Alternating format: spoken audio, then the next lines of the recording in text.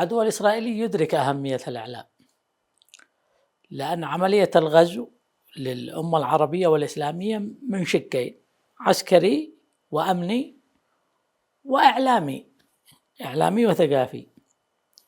فمن خلال وسائل الإعلام يستطيع العدو الإسرائيلي أن يزور التاريخ، أن يكرس من إسرائيل حقيقة راسخة وهي باطل إسرائيل، لكن بالإعلام يحولها إلى حقيقة ويفرضها على العالم ويحول الحق إلى باطل.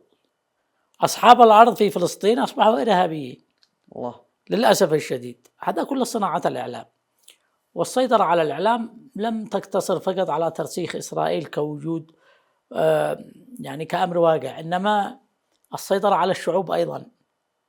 يعني ممكن نحن الآن في هذه المرحلة أن نتأمل خطورة الإعلام من خلال ما وصل إليه العدو الإسرائيلي من تغلغل. لو تتذكر أنت، كنا من قبل لا نستطيع أن نتحدث عن إسرائيل هكذا إسرائيل، نحس ببشاعة قد احنا بنتجاوز بعض الخطوط.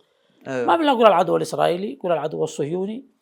أما إسرائيل هكذا حاف، كانت كبيرة هكذا، كانوا بتجابر من دولة مستبشعة.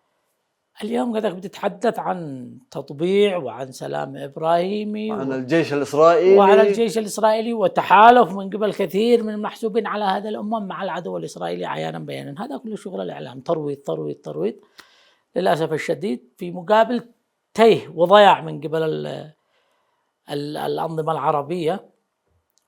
فكان أصبح هناك استباحة إعلامية من قبل العدو الإسرائيلي للذاكرة العربية، للشعوب العربية، للأجيال العربية. فنتج هذا الواقع المخلخل. لاحظ أنه ما عاد فيش موقف لا من شعوب ولا من مجتمعات ولا من نخب. نعم، جاء طوفان الأقصى وغزة كشفت ما وصل إليه العدو الإسرائيلي للأسف الشديد.